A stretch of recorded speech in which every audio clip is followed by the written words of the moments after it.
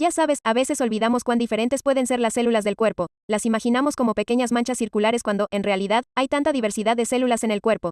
Las células parietales en el estómago como parte del sistema digestivo pueden producir ácido estomacal. Afortunadamente, las células de otros sistemas no lo hacen. Los mastocitos como parte del sistema inmunológico contienen sustancias como la histamina que pueden liberar, lo cual es fundamental para la respuesta inflamatoria. Las células del músculo esquelético, también llamadas fibras musculares, como parte del sistema muscular, tienen forma de cilindros con múltiples núcleos, y su estructura incluye filamentos finos y gruesos que son esenciales para la contracción muscular. Podríamos seguir con todas las células especializadas en todos los sistemas del cuerpo, y las células mismas son estructuralmente diferentes, especializadas para su función. Y si tuviera que elegir mi célula corporal especializada favorita, sería una neurona, una célula que forma parte del sistema nervioso. El sistema que es el tema de este video. Pero antes de hablar de neuronas u otras células del sistema nervioso, porque no se trata solo de neuronas, hagamos un pequeño recorrido general por el sistema nervioso. Luego llegaremos a las células del sistema nervioso y mencionaremos brevemente el potencial de acción. En primer lugar, desde el punto de vista estructural, se puede dividir el sistema nervioso en dos regiones muy generales. El sistema nervioso central, SNC, que consta del cerebro y la médula espinal, y el sistema nervioso periférico, SNP, que consta de todos los demás componentes del sistema nervioso. Sistema nervioso como los nervios de todo el cuerpo. El SNP puede proporcionar información sensorial al SNC, mientras que el SNC puede procesar esa información y actuar como un centro de mando. El SNC puede ejecutar respuestas motoras o regular mecanismos corporales. Entonces dijimos que el SNC estaba formado por la médula espinal y el cerebro. Hablemos un poco sobre el asombroso cerebro humano, aunque tengamos en cuenta que estamos siendo muy generales aquí, ya que lo vamos a dividir en tres regiones generales: el rombencéfalo, el mesencéfalo y el prosencéfalo. Veamos primero el rombencéfalo. Incluye la médula, la protuberancia y el cerebelo. La médula tiene muchas funciones de regulación, como la regulación de la respiración, la presión arterial y la frecuencia cardíaca. La protuberancia también participa en algunos de este tipo de funciones y también coordina señales con esta área al resto del cerebro. ¿Y el cerebelo? El equilibrio y la coordinación del movimiento son algunas funciones del cerebelo. El mesencéfalo. En lo profundo del cerebro, esta área está involucrada en el estado de alerta y el ciclo de sueño, vigilia, la actividad motora y más. Si ha escuchado el término tronco encefálico, este incluye algunas de las estructuras que acabamos de mencionar: la médula, la protuberancia y el mesencéfalo específicamente. Finalmente, el prosencéfalo. En particular, esto incluye el cerebro, que a su vez está dividido en dos hemisferios, derecho e izquierdo. Nuestro increíble cerebro realiza muchas funciones dependiendo de la ubicación específica, ya sea nuestro habla, nuestro pensamiento y razonamiento, nuestros sentidos, nuestras emociones. Consulta la lectura adicional para explorar esto. El cerebro anterior también incluye técnicamente algunas estructuras como el tálamo, que está involucrado con la información sensorial y motora, y el hipotálamo, que, si recuerdas de nuestro video sobre el sistema endocrino, tiene el control principal del sistema endocrino. Hay muchos mitos sobre el cerebro. Un mito rápido que escuché todo el tiempo cuando era niño y que me gustaría dejar de lado. Es el mito de que los humanos solo usan el 10% de su cerebro. No es correcto. Tenemos una excelente sugerencia de lectura sobre eso, así como sobre algunas otras que circulan. Ahora bien, eso era todo el sistema nervioso central, SNC. ¿Qué pasa con el sistema nervioso periférico o SNP? Funcionalmente hablando, podemos dividir aún más el PNS según lo que hace. El sistema nervioso somático, SNS, y el sistema nervioso autónomo, SNA. El SNS participa en las funciones motoras del músculo esquelético. Esto incluirá acciones voluntarias bajo control consciente, pero también reflejos somáticos que involucran al músculo esquelético. El SNA tiene que ver con lo que sucede en el ambiente interno con respecto al músculo gastrointestinal, excretor, endocrino o liso y cardíaco, y también incluye reflejos autónomos. Y el SNA en sí se puede dividir aún más. Lo sé, hay muchas divisiones, pero quédense conmigo. El SNA se puede dividir en sistema simpático y parasimpático. El sistema simpático, la palabra más corta de las dos, me ayuda a recordar que es parte de la respuesta rápida de lucha o huida. Sé que todo eso de huir de un oso es un ejemplo muy popular. Para mí, sería más realista si estuviera cara a cara con mi némesis personal, la fotocopiadora con la que puede que haya tenido o no muy malas experiencias antes, y la campana de advertencia acaba de sonar para que ahora sepas que tienes 60 segundos para obtener tus copias, pero hace ruidos locos de máquina y te da advertencias vagas. Esto también podría activar tu respuesta de lucha o huida. Una respuesta que puede hacer que el corazón se acelere y que la frecuencia respiratoria aumente y que algunas cosas no estén activas, como el sistema digestivo. Porque si estás tratando desesperadamente de huir de un oso o enfrentarte a la fotocopiadora, realmente no necesitas estar digiriendo tu comida en ese mismo momento. ¿Verdad? El sistema parasimpático, palabra más larga, a menudo se le llama descansar y digerir. La frecuencia cardíaca disminuirá, se producirá la digestión, nuevamente, descanse y digiera.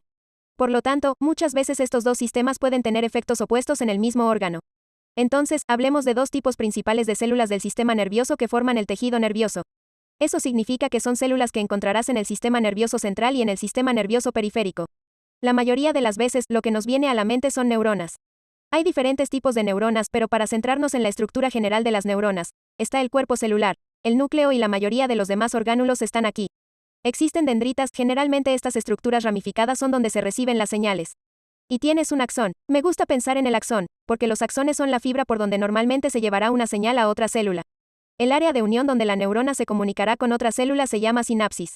¿Y el otro tipo de célula importante? Células gliales, o puedes llamarlos glia. Cuando era estudiante y leí que eran células de apoyo, no creo que la palabra, de apoyo, me hiciera hincapié en lo esenciales que son en realidad. Estructuralmente, se puso mucho énfasis en cómo ayudan realmente a las neuronas a conectarse en su lugar. La palabra, glia, proviene de una palabra griega que significa pegamento.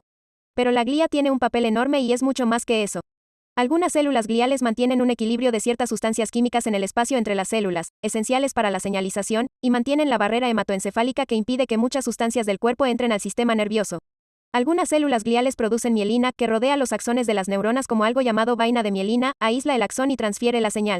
Algunas células gliales producen líquido cefalorraquídeo que protege el cerebro y es esencial para la homeostasis, así como para muchas otras funciones críticas.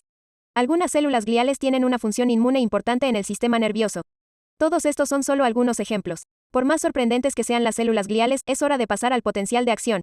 Generalmente, los potenciales de acción se reconocen como algo que hacen las neuronas, pero vinculamos algunas lecturas interesantes sobre ciertos tipos de células gliales y potenciales de acción. Solo vamos a tocar lo que es un potencial de acción, pero es posible que tengamos un video futuro para detallar pasos más detallados. La idea principal es que las neuronas necesitan poder comunicarse entre sí. Y para ello tienen que poder recibir una señal en la dendrita y transportarla por el axón.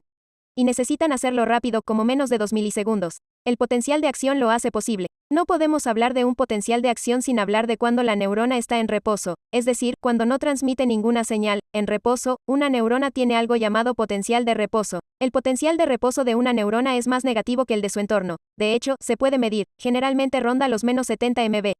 Sí, MV, que son milivoltios, tiene carga eléctrica. Esto se debe a que hay iones involucrados dentro y fuera de la célula, iones como cloruro, Cl, sodio, Na+, potasio, K+, ciertos aniones, A. Específicamente, el sodio, Na+, y el potasio, K+, desempeñan un papel muy importante a la hora de mantener el potencial de reposo. Deberían resultar familiares porque hablamos de la bomba de sodio y potasio en otro video y es una bomba que ayuda a mantener una neurona en su potencial de reposo. En reposo, generalmente la concentración de sodio, Na+, es mayor fuera de la célula y la concentración de potasio, K+, es mayor dentro de la célula. ¿Cómo podemos recordar eso? ¿Qué tal si Q es K+ descansando en la celda? Pero en general, en reposo, la neurona es más negativa por dentro en comparación con su entorno. Entonces digamos que la dendrita de la neurona recibe una señal. Esto puede generar un potencial de acción a lo largo del axón. Un potencial de acción cambiará rápidamente la carga de la neurona a lo largo del axón. La señal se transmite de un área del axón a la siguiente. Los canales iónicos se abren permitiendo que el Na+ inunde el interior de la primera región del axón. Recuerde que el Na+ es un ion positivo. Este evento se llama despolarización, ya que la carga eléctrica se vuelve más positiva en el axón a medida que el Na+ ingresa y la mayoría de los canales de K+ en ese momento permanecen cerrados. Este se propaga a la siguiente región del axón y continúa. Pero a medida que el potencial de acción se extiende a una nueva región del axón, la antigua región donde ya se produjo el potencial de acción comenzará a restaurarse nuevamente para aprender más sobre los diferentes canales que se abren y cierran para lograr esta asombrosa hazaña o eventos específicos. Como el período insuficiente o refractario, consulte los enlaces de lectura adicional en la descripción del video. Con el tiempo esperamos tener un video completo sobre este proceso. Dos cosas que señalar sobre este potencial de acción. Uno, si las neuronas están mielinizadas, lo que significa que tienen vainas de mielina que aíslan el axón y ayudan con la transferencia de la señal. El potencial de acción puede saltar de un nodo a otro, siendo los nodos áreas en las que no está mielinizado. 2. Es importante tener en cuenta que el potencial de acción se considera una cuestión de todo o nada. Lo que queremos decir con esto es que sucede o no sucede como un interruptor de luz, o está encendido o apagado. No hay un interruptor de atenuación, no hay diferentes niveles, está apagado o alcanza un umbral de cuando está encendido y si está encendido, se va. Entonces todo está bien, pero ¿qué pasa después? Digamos que tienes un potencial de acción y va a enviar una señal a otra neurona, ¿cómo? Bueno, esa es una forma de introducir neurotransmisores. Entonces, el potencial de acción desciende por el axón y llega a las terminales del axón, los extremos del axón. Habíamos mencionado que existe este espacio llamado sinapsis que consiste en el área entre las dos neuronas. El potencial de acción puede indicar a las vesículas sinápticas de esa neurona que liberen algo llamado neurotransmisores. Existen diferentes tipos de neurotransmisores y pueden derivar de diferentes sustancias, por ejemplo, aminoácidos o precursores de aminoácidos. O incluso un gas como el óxido nítrico, aunque la liberación es diferente a la de otros neurotransmisores. Generalmente, cuando los neurotransmisores se liberan de las vesículas sinápticas, los neurotransmisores solo necesitan viajar un pequeño espacio entre las neuronas especificadas como la hendidura sináptica. Luego pueden unirse a receptores específicos de la siguiente neurona, receptores específicos del tipo de neurotransmisor que la une. El área dendrítica de la otra neurona recibe la señal y puede iniciar un potencial de acción a través de su axón. Cuando cubrimos muchas cosas, creemos que es importante recapitular. Hemos hablado del sistema nervioso periférico, SNP, y del sistema nervioso central, SNC. Dado que el SNC incluye la médula espinal y el cerebro, también hablamos sobre las áreas principales del cerebro. Luego nos centramos en el SNP, cómo se puede dividir en sistema nervioso somático, SNS, y sistema nervioso autónomo, SNA, y luego cómo se puede dividir el sistema nervioso autónomo, SNA, en sistema simpático y parasimpático. Luego exploramos los principales tipos de células del sistema nervioso, células gliales y neuronas. Y dado que las neuronas pueden comunicarse entre sí mediante un potencial de acción, brindamos una breve descripción general del potencial de acción. Luego mencionamos que una vez que ocurre el potencial de acción, esto puede indicar la liberación de neurotransmisores en la sinapsis entre neuronas. Esos neurotransmisores se unen a receptores específicos de una neurona vecina. Entonces, con un sistema tan complejo que podría durar tantos videos, se siguen realizando muchas investigaciones para ayudar a las enfermedades y afecciones del sistema nervioso. Si tienes interés en este campo, hay muchas carreras involucradas en neurología para explorar. Bueno, eso es todo para las Amoeba Sisters y te recordamos que mantengas la curiosidad.